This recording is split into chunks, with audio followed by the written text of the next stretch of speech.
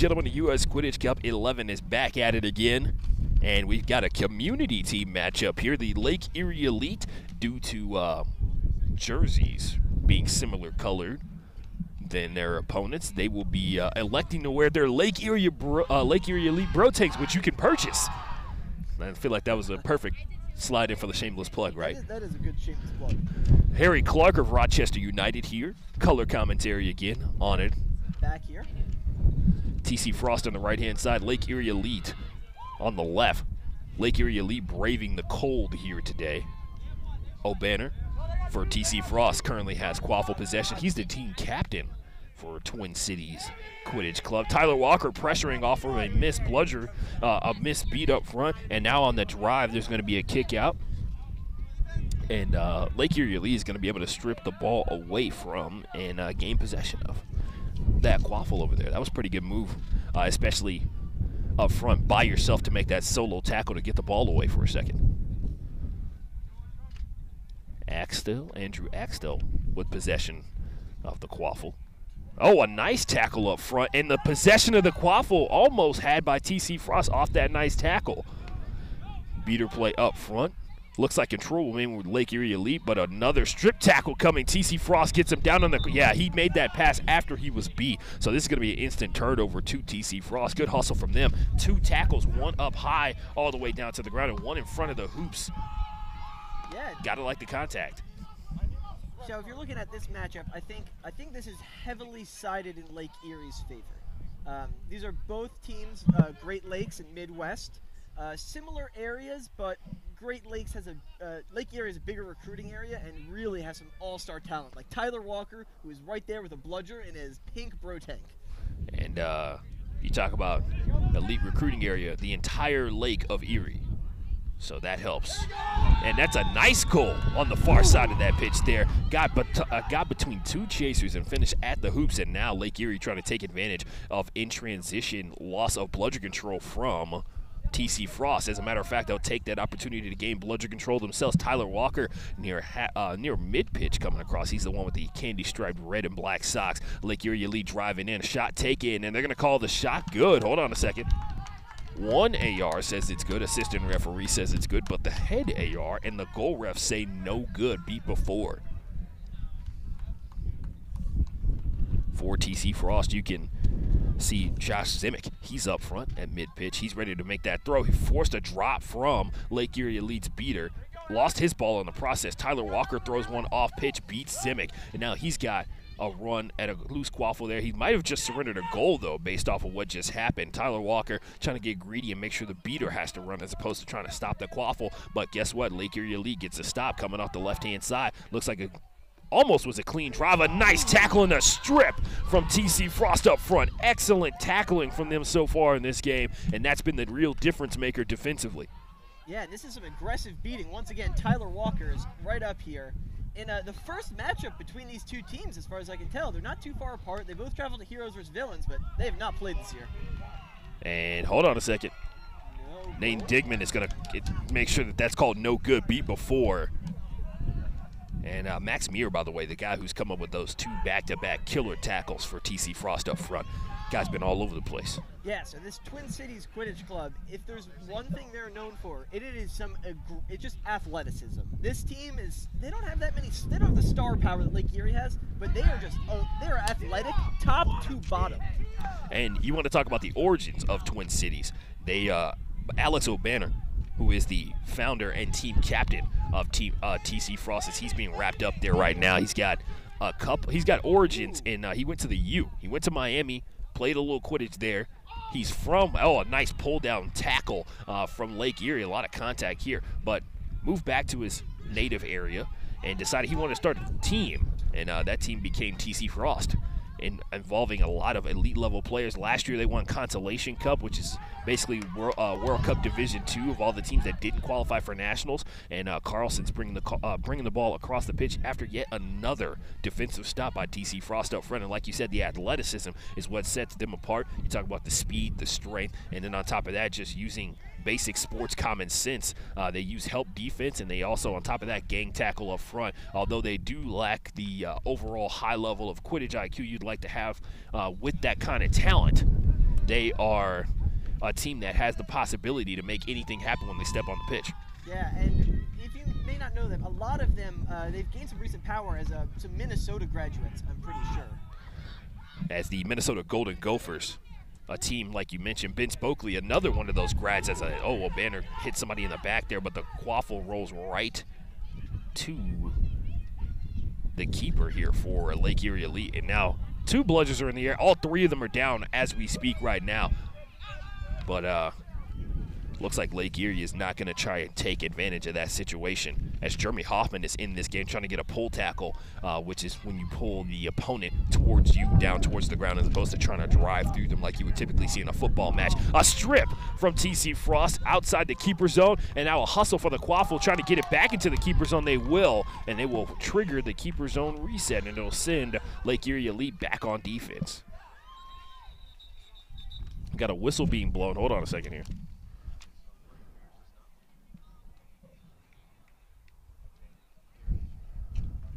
A lot of back and forth between these two teams, a good amount of defensive stops. Lake Erie Elite started their day off facing off against the LA Gambits, where they fell to them. Looks like we're gonna have 5 minutes into this game. 5 minutes into this matchup for sure, and TC Frost, like I mentioned before, won Consolation Cup last year, and actually regional champions, beating Bruce City and a slew of other teams that showed up to try and challenge their supremacy over the region. Lake Erie Elite, also regional champions. Now, it's often overshadowed by his partner, Tyler Walker. Jeremy Hoffman is nothing to scoff at. Nothing to scoff at, indeed. Not only is he tough, willing to stick his nose in there for a tackle, but on top of that, he's pretty accurate. He is one of the best beating performances I've seen at the MLQ Championships against Austin this summer. He was lighting up Ryan Naraki and Jackson Johnson. No doubt about that. Those 2 guys, you mentioned those names. Those are 2 guys to light up. That's a statement. No doubt about that. And Jeremy Hoffman, a little bit more experience too when it comes to comparing those 2 guys out there. TC Frost looks like they're going to send somebody to the box here for a second. It's Nicole Nelson walking over to the box. Not clear on what the call was. It may have been for reaching over, because that quaffle that was loose over here just a couple seconds ago involved 2 TC Frost players. The quaffle was possessed, and it is a quaffle turnover, so it probably was that situation. Nelson was the initial contact made, and now driving in a nice tackle yet again. TC Frost looking for a goal. It's no good. They turn the hoop sideways. A sliding recovery attempt on that one. Lake Erie Elite. Seen that being let go a lot today. Sliding around the knees of opposing players. I'm seeing that let go a lot today. Yeah, no, I agree. I'm not entirely sure what this stoppage is for. Yeah, exactly. Looks like we're going to have some refs meeting up. Ooh, thought I saw a flash of red there for a second. Card on number 3, Drua. TC is going to have 2 players in the box now. Yeah, luckily for them, it's both chasers. It is. Not to say that chasers aren't important, but no, beaters are valuable. You can play defense with both of your beaters and down a chaser or 2. You cannot play defense with no beaters. No, that is just giving up a goal. But they have, I guess, 30-something seconds on this first card, and well, we know it's going to be a full minute on the second. Yeah, Nicole Nelson is about to be subbed back into this game. If Lake Erie Elite scores, which they should, only 2 players out of a strip up front, never mind. TC Frost finding a way. Oh, they're trying to kill the penalty. Yes. They told him to slow down. Yeah. You want to kill this first penalty, so then at worst, if they score, you're back to full strength. Right. If they score in the first one, you still have a player in the box, that is bad news. And looks like Lake Erie Elite is trying to plow their way through a couple of chasers to work their way back up top. They've already knocked out 3 TC Frost chasers. They got 1 behind the hoops. They stripped down 1. That looks like it's number 7 for TC Frost. They got him loose. It's Luke Zach who got beat behind the hoops, which, by the way, if you're talking about a place to get beat and give your team a chance to get back on defense, behind the hoops is probably the best location. Lake Erie, the keeper sub. Out numbers is getting a bit hard. No doubt about that. Andrew Axtell, the guy up top, number 0 for Lake Erie Elite. He's got the crop top action going on for some reason with the wind going. He just blocked the bludger. He's going to get past one chaser, kick it over to the right-hand side. A one-handed catch attempted, and that actually slowed it down, but it did not stop the goal from going down. So that would make it – that would put TC Frost back at full strength. Most important part of this. Both boxes are clear. Axtell is a powerhouse on this field, and he is renowned for his ability to play point. And a takedown of Jeremy Hoffman, but, oh, did he just take a beat? Hold on a second. Jeremy Hoffman had a ball thrown in the scrum where he was laying down at, and I guess they're going to say he was not beat. There were officials looking at that. Maybe so he caught it? I missed it. I guess they're going to say it was a deflection because the opposing bludger bounced off of him, so. Now on the attack is the Lake Erie Elite coming across mid-pitch, past the keeper zone, back to Axtell. He gets the kick over, and a nice shot. Nice overarm. Didn't overextend the motion. That's why he got that snap of the wrist and got it right through the hoops. Yeah, and Axtell with a brilliant setup. He got that pass and immediately threw it back. And that always helps out, especially when you're on opposite sides of where the beater are. If you're split down the middle, you throw it over to the right-hand side. The beater has to change his or her feet to face whoever they're going to throw, and then you throw it right back. And in that time that they have to shift their hips and turn their feet, they can score just like that. TC Frost. With some teams going up against a beater with two chasers is an iffy situation, but when your passing is on point, you can get past a beater. And Enos out there at the beater position. Formerly Central Michigan. The Chippewas. Never seen a Chippewa before. Yeah, this Lake Erie Elite roster is a hodgepodge of teams. We got a lot of Michigan and some Central Michigan and some Ball State. And with almost in a perfect line coming up the pitch right there, Andrew Axtell surrounded by beaters, and now he'll get the pass. That looks like that was a design play, by the way, Harry. Wow, Andrew Axtell shifts between 2 or 3 different TC Frost players at the keeper line and then still can't find the goal there. Did get an opening for a second, and now the beaters will rotate to a stalemate as they're going to run over and try and protect the quaffle carrier out there. That's Erickson Say, by the way, number 5 for TC Frost, bringing the quaffle up the pitch. Coming back is going to be Cassandra Evans, who just tabbed back into the game. Not the greatest name of all time, but Drops is out there. Cameron Drops. Oh, a nice squeeze. Oh, an excellent read on that play by Say. Saw him draw 2 defenders, run into one, and still make that pass pretty cleanly up front. I gotta like that. And Lake Erie Elite looking to get that ball, looking to get those points right back again, Harry Clark. Twin Cities does not have a bludger to stop this. But they do have some big hits. Yeah, they do have Say going out there cracking it up. And Say actually jars that loose, forces a bad shot. And I didn't see anybody reach over the shoulder. Did you, Harry? So what happens is he was beat and did not notice it. And passed it. So it'll go to Lake Erie. 4 TC Frost players around, only 3 of them within the field of play. Andrew Axtell's going to turn back around, pick his up, and get ready to run on this one. Enos is behind him. Couple of face beats and another strip. Guess who it is? Number 60, Sean Adams, again with the strip. Yeah, this is about the 4th or 5th time we've seen that happen, Harry. Yeah, he is willing to throw his body on that ball, and it works. As like you said, if you can't overcome the athleticism of TC Frost, you're not going to be in a good spot when it comes to strategy. So. And a beater exchange up top actually sent one of the bludgers flying, as it was not a beat, but instead a deflection that lost possession of the ball, and a nice pass behind the hoops anticipating where Say was going to be, and he gets another toss back up front. Sean Adams trying to run it down. Andrew Axtell is over there to make the contact, and O'Banner got beat in the back. That goal is no good. Yeah, and with this wind, those long, high passes are impressive. Yeah, especially since they're anticipating that the wind is going to take the ball. Yeah, you have to read that wind and get ready for it. You can't bobble it either, because you have to be ready to score. No doubt about that, and Say did a really good job of controlling and immediately started running towards the hoops to attract attention and possibly create a pass.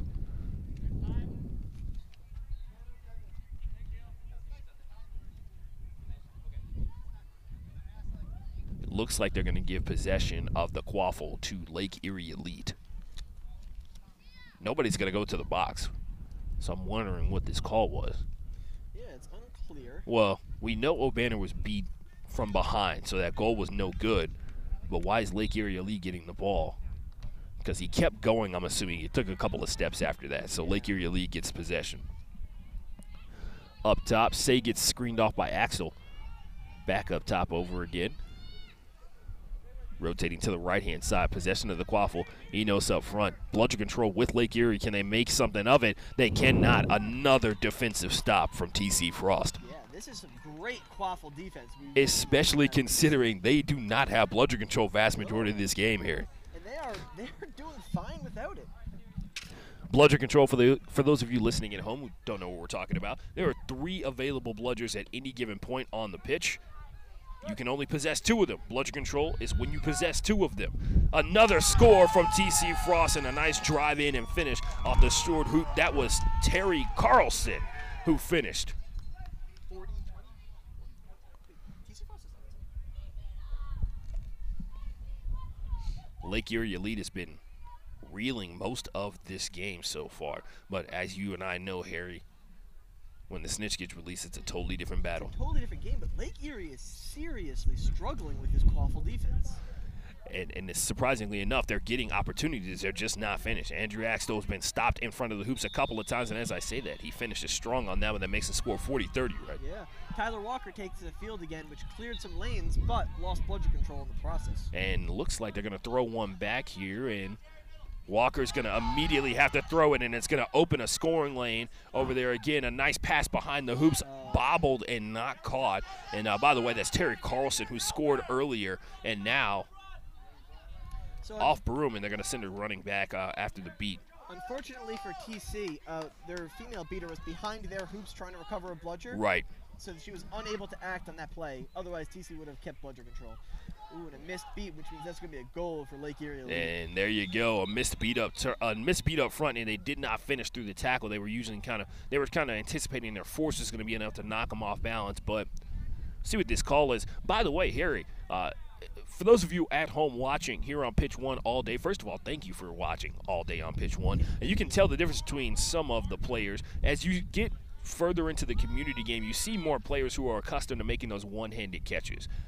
That is a remnant of the older generation of Quidditch player, right? Back when, right around the time where they made it legal for you to be able to two-handed catch. A lot of these guys were still around at that point, and they're now they still use two hands when they have to, but for the most part, they can one-handed catch pretty easily and make pretty good ones, and then make sure that they keep their balance by keeping a hand on the broom. Yeah, I mean, it's something that if you are a new Quidditch player, you should not be emulating. Catch with two hands until you can do it perfectly.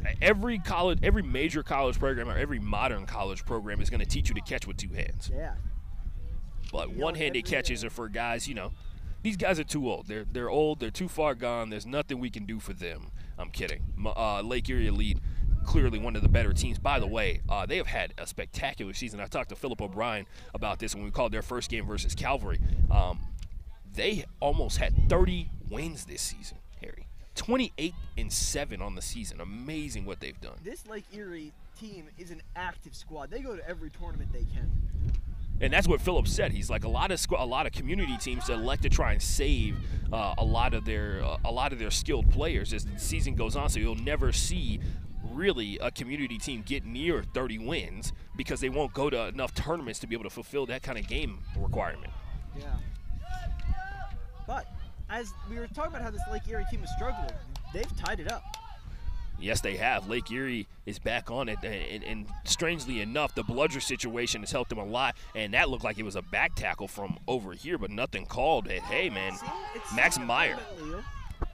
O'Banner on the drive over there, spun around, and that is going to be called a back tackle. Yeah, as O'Banner, he was trying to regain possession. They can either call making contact with a player who didn't have possession of the ball or a back tackle. So I think we're going to get a tackle from behind. Yeah. But I don't.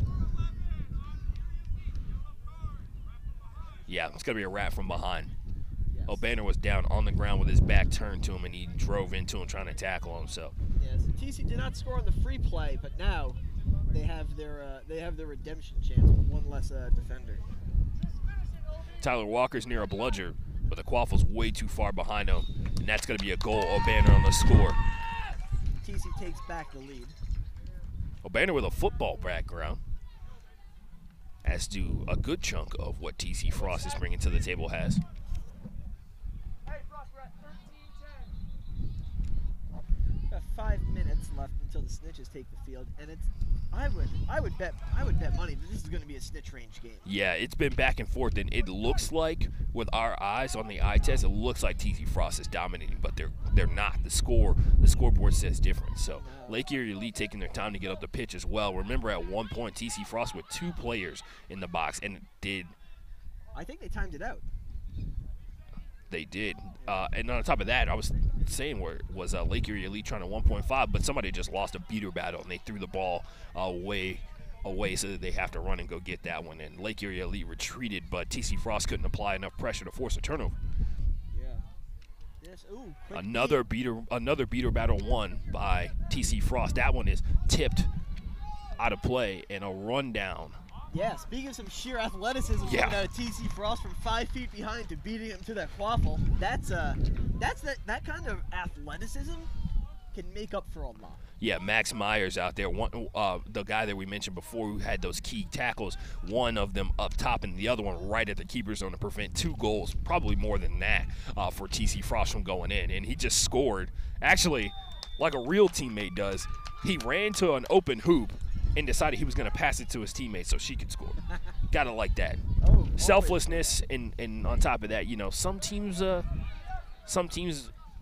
not a, sometimes you play with each other just for the sake of winning. You don't necessarily like all the guys that you play with or whatever, but TC Frost, a team that is very centered around being friendly and making sure that everybody gets into the game and making sure that all of their teammates are on the same page, and that builds chemistry, something invaluable, something you cannot buy. Yeah, and this, I've seen TC play some games, but I think this game they're firing on all cylinders. Right. Played against them at Heroes vs. Villains. Yeah, how was Heroes vs. Villains? It definitely was one of the most hyped up tournaments of the entire season, and Cal and LA Gambits coming together to make that happen. Put on a great tournament, first of all. And the West training camp the next day was a sight to watch. But I had a blast, and it was interesting to see a lot of matchups you wouldn't see otherwise. Lake Beach particularly impressed me. And Say tries to get that tackle up front. Whips the quaffle off pitch, giving TC enough time to recover. But there's a lot of scary things in Quidditch, and one of them is Tyler Walker with bludger control and stitch on pitch. Yeah, Tyler Walker, very clever in terms of his strategy, dedicated to the game, and takes care of his body physically, of course, and plays one of the most difficult positions on the pitch, and gets his team playing on all cylinders as well. And now it looks like Say's trying to get a shot off on the right-hand side. Not only did they cut off the pass option, but they beat the pass option, jumped the pass, and Lake Erie Elite is back on offense. They have flipped this one as the great defensive stops we saw coming from TC Frost's physical play. We're now seeing Lake Erie Elite use their bludger control to get defensive stops up front really consistently. And speaking of Heroes vs. Villains, want to throw out, Tyler Walker played that tournament with his arm broken, just played with the other hand. No big deal. No big deal. That's what ballers do, right? Ballers ball. Just learned how to throw lefty and just did it for the tournament. Oh, you're trying to tell me Tyler Walker doesn't work throwing with both arms in practice? Yeah, after seeing him play lefty, I'm sure he does. And not only is bludger control now starting to wear down TC Frost and preventing them from being able to tackle opponents, that shot looked like it was slightly tipped by the bludger that was thrown in there. I think it was.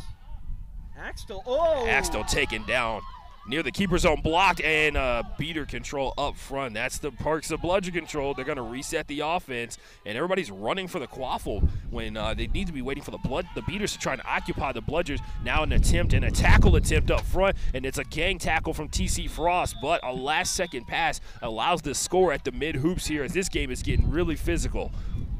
I want to say that's Aaron Moreno making those great plays, but right. We do not have jersey numbers, so if I'm wrong, please yell at me. I won't know. Don't at me. That's what you're saying here? That's exactly what I'm saying. As as TC Frost is coming in this one. Luke Zach over on the left-hand side. Old school player, Luke Zach. He's over here on the left-hand side. He'll be in on that wing chaser position. Tyler Walker faking some pressure for a second with a pump fake. Yeah, that's a lot of star beaters have signature pump fakes. Tyler Walker has some aggressive pump fakes. As a screen is being set up top, TC Frost trying to work for some separation in space to get away from, Andrew Axtell intercepts a pass that's intended for O'Banner, and now he's got a free run at the hoops. Can O'Banner get to him? He cannot. Lake Erie Elite with 3 consecutive goals here. And one of the few occasions you don't see either team send their beater to the box to try to pick off the seeker the second he gets on the field. And now a free run at the seeker here for a second, and with both teams going for it, the snitch has got his hands full, and now so does the snitch ref trying to track down the snitch, making sure everything stays on. Equipment malfunction, but TC scores in the meantime.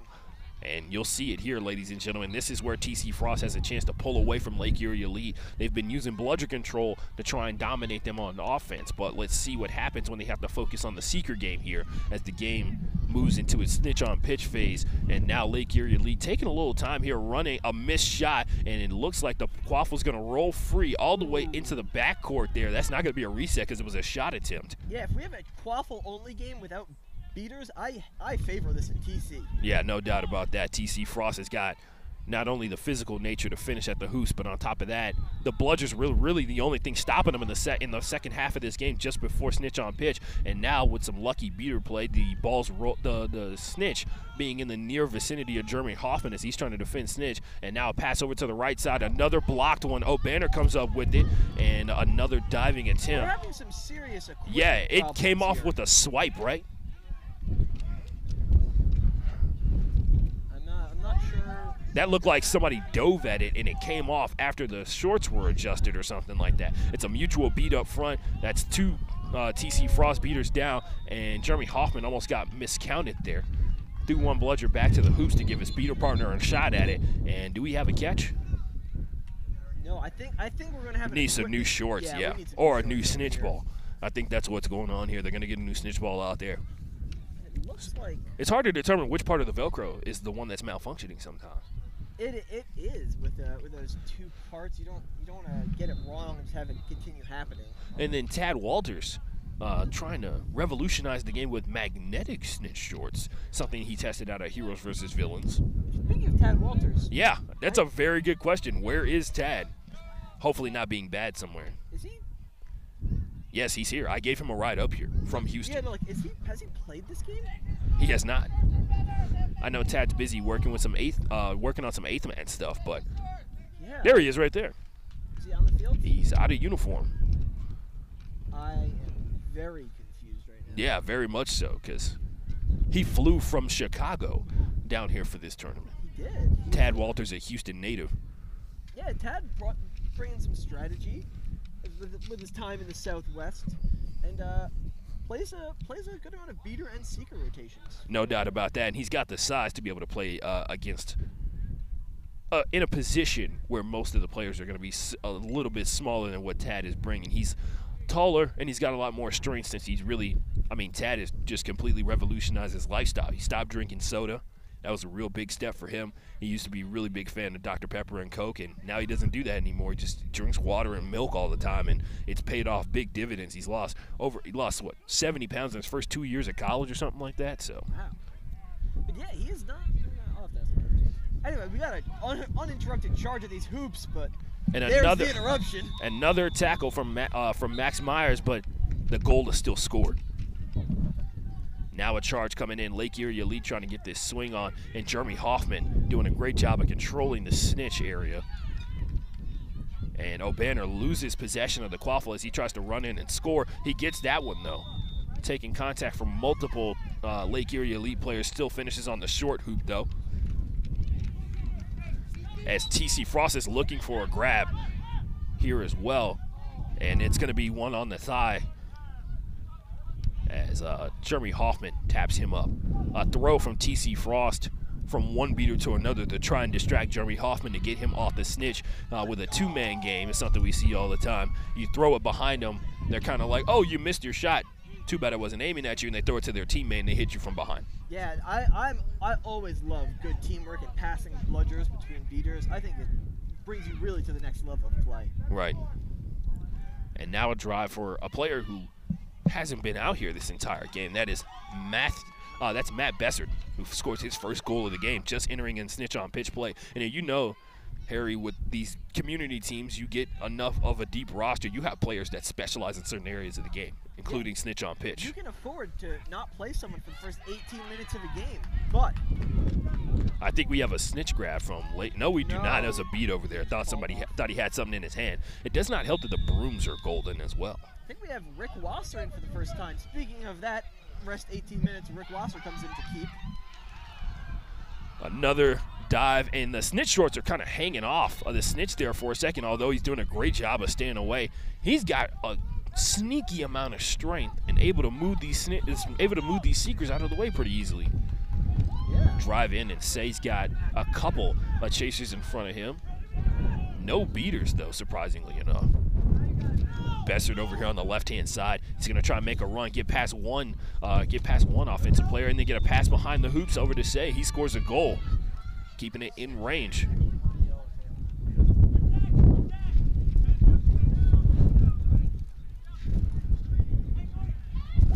And now on the attack is going to be Lake Erie Elite over the middle. Kick over to the right-hand side. They're going to score that one uncontested. Rick Wasser's going to dunk that. Rick Rosser.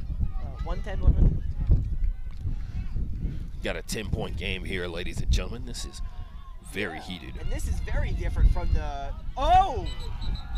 Forget my train of thought. That snitch catch looked good. Yes, it did. A roll over the shoulder, and it looked like the snitch is not going to say anything about that, and it means that Lake Erie Elite will have claimed a win over TC Frost in a snitch range game. So the result is expected, but not in this manner. And as a game, ladies and gentlemen, Lake Erie Elite defeat TC Frost.